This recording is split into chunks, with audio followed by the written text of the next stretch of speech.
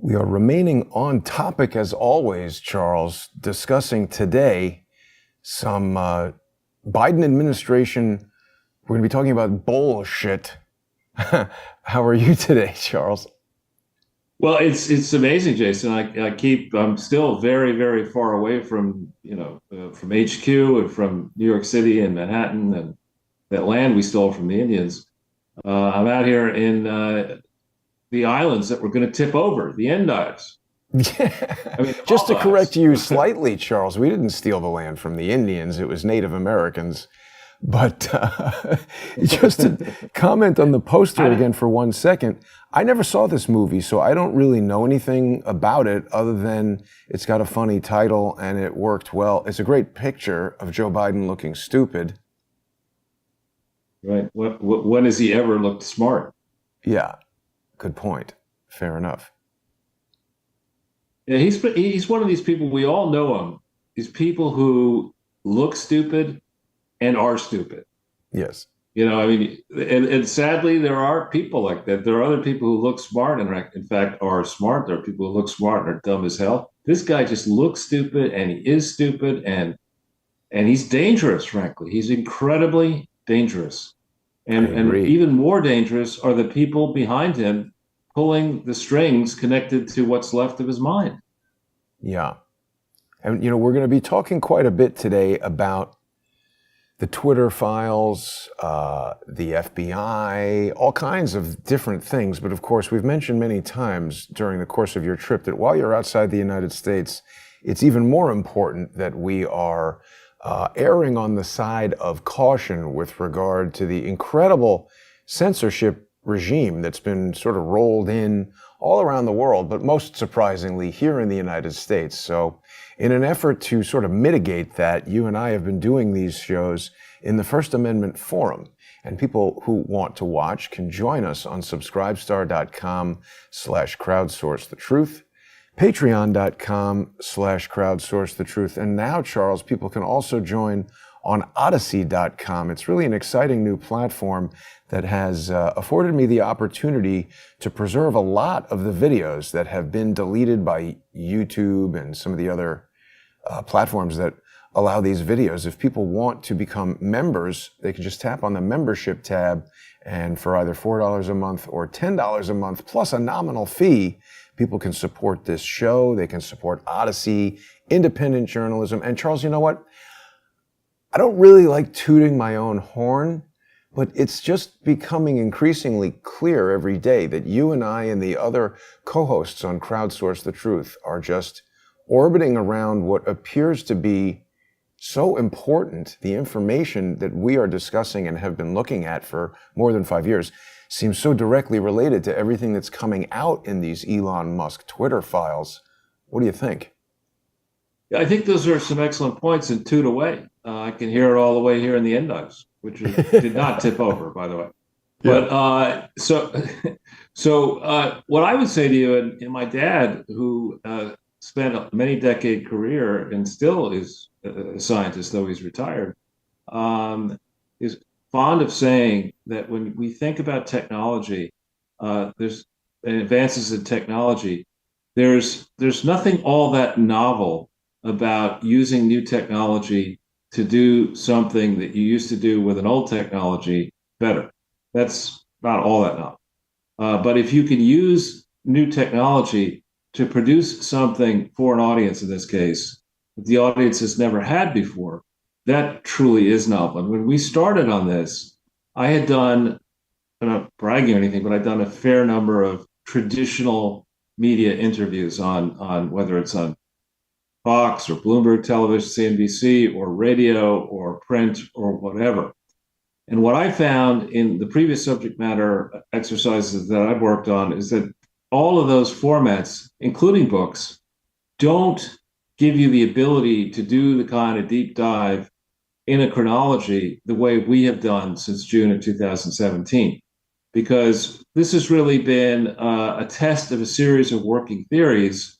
We've been able to look at facts as presented and say, well, we see those facts, but we're missing facts that should be there. So what are they holding from us? So we've been speculating about what's there that we haven't been able to find yet. And now, lo and behold, for example, with the Twitter files, this is yet another example of our speculation being sensible. And I would draw a distinction between what we used to sort of get from the New York Times, all the news that's full fit to print, and now it's all the bullshit that you can put in a newspaper. News used to be, I shouldn't say unfiltered, but it just used to be the provision or the telling of a story with the pros and the cons from an apolitical perspective was the ideal of news journalism. The journalist is not the story. The journalist is the scribe. And the scribes in the olden days, there were some decent scribes, I can't remember their names at this point, but who didn't let their personalities interfere with the telling of the story and didn't spend all the time preening for cameras, expecting to be given credit for revealing a story because their job is just to do that. So journalism, the old art of journalism, I think, was lost. And the analysis piece of journalism is a smaller audience than the just here's the latest. Have you heard the latest news? So there's a smaller audience for the analysis part, which is what we've been doing.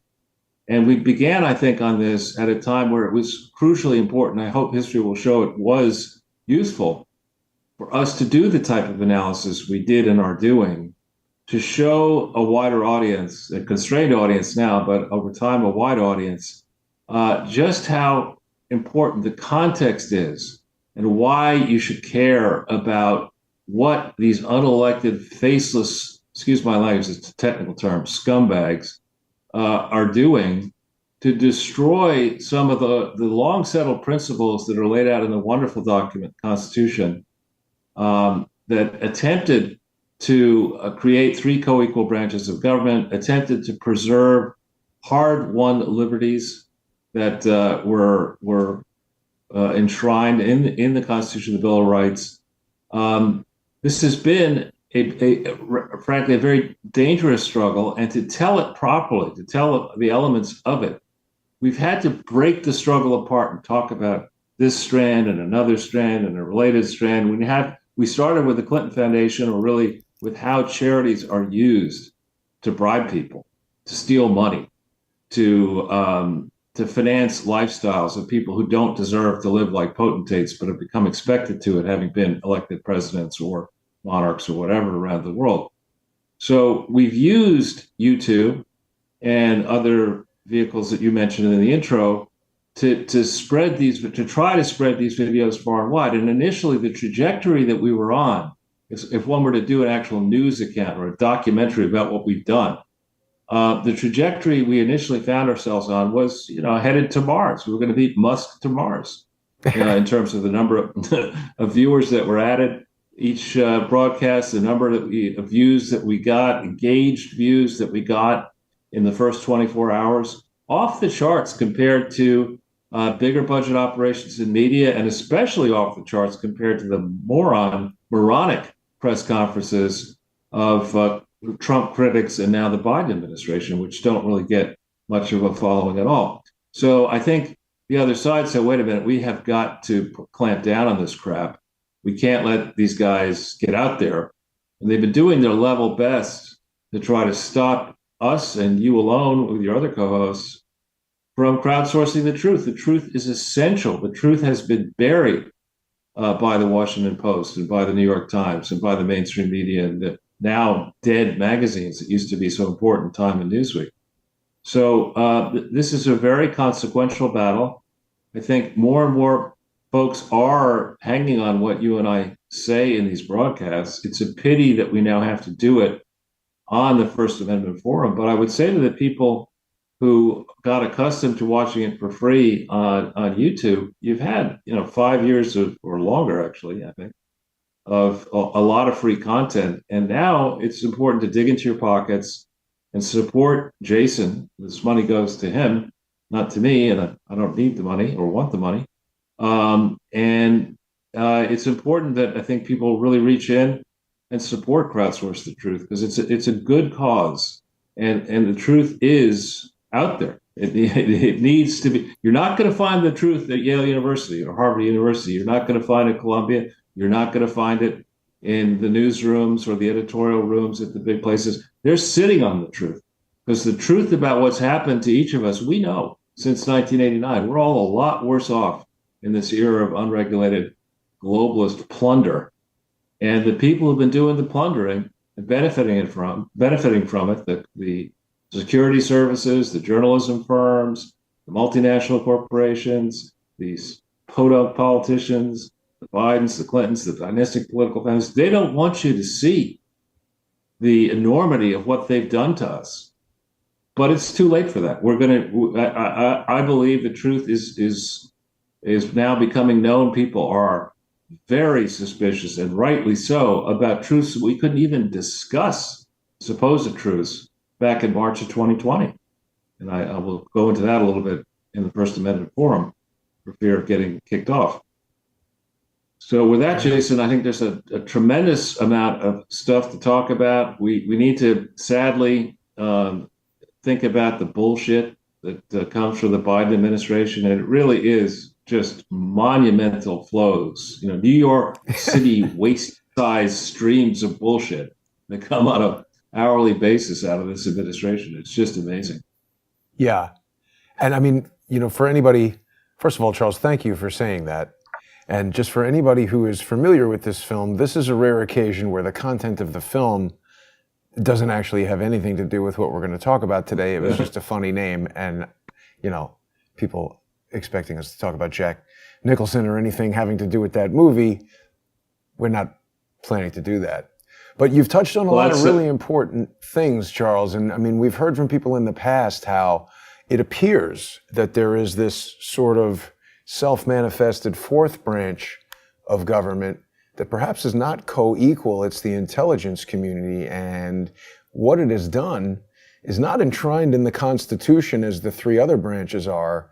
This is just a secretive, clandestine, pretty objectionable, anti-American approach that they've taken, where people who have the money to get themselves in there, either through law firms or nonprofit organizations like the Brookings Institution, the Aspen Institute, the Atlantic Council, the Rand Corporation, so many of these things. And, you know, Charles, I really have to thank you. I think we don't say this often enough.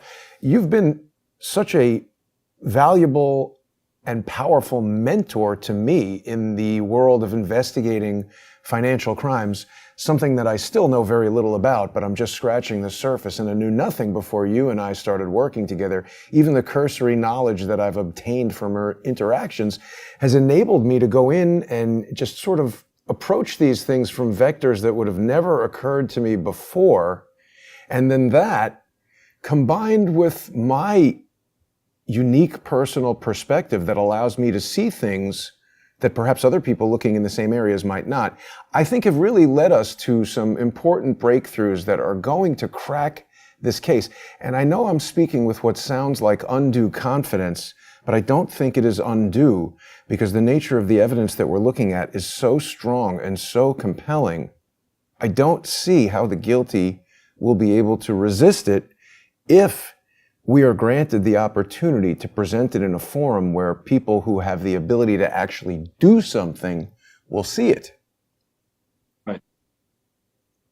Well, I think, you know, where we are is approaching the end of yet another year of hard effort. I mean, I shudder to think, and it's been a pleasure to do it, but I shudder to think how many hours we have produced of content at this point. I mean, it's got to be way over 1,000. And I don't know, you know, how many, and how that compares to similar efforts in traditional media. I don't know.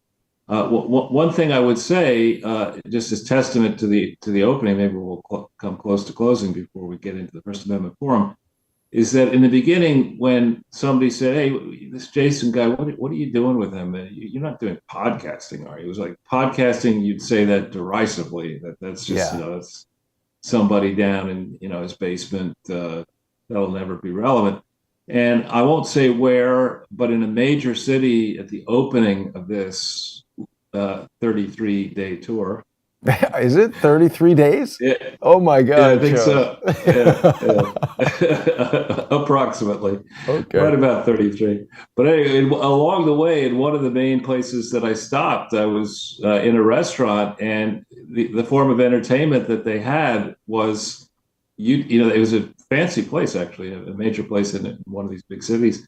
And they for the music, they had a big series of TVs up with different podcasts running, podcast videos, but you could see then the table of contents. It was not just videos.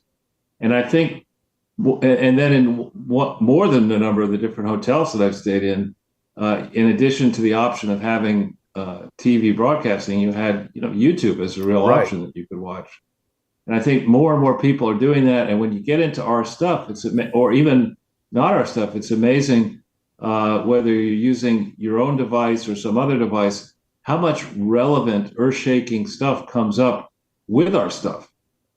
Yeah. Is interesting to me. So I believe the folks at YouTube, the super user ghouls who stand behind us, we'll get into this momentarily in the First Amendment Forum, who have the ability to say, you guys play by the rules, but we're going to steal your content and shut you down if you become an annoyance and get in the way of our project of enriching ourselves unjustly and doing whatever we want to do. Those super users are running, and they're scared, and they should be scared, because I think a world of hurt is coming from them. And to the point of what could stop that hurt from hurting them, they could try to, just upend everything that's on the global forum of discussion by rushing us into nuclear war or do something really horrible. But short of that, I think with what we see Musk doing and others now waking up and seeing, and some of the reporting that's just coming out now, I believe that we're very close now to making a very positive difference, and having a large number of people who currently think they're very powerful find themselves in an 8x12 cell for quite a protracted period of time, going on a diet.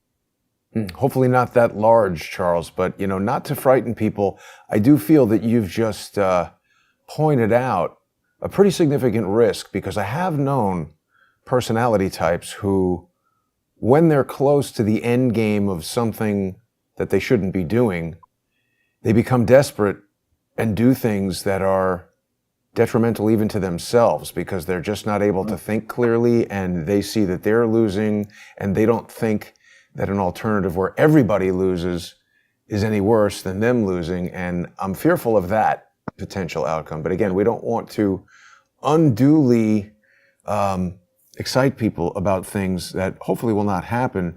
And with that, Charles, certainly if you'd like to take a last word before we go, we're in a moment here where we got to transition over to the First Amendment Forum on subscribestar.com/crowdsourcethetruth, patreon.com/crowdsourcethetruth, and of course, odyssey.com.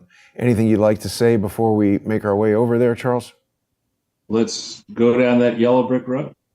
Exactly. And we'll see everybody in just a few minutes. I've got to start in 5-minute increments, so I think this will be beginning just before 3:30 for our sponsors. And a huge thank you.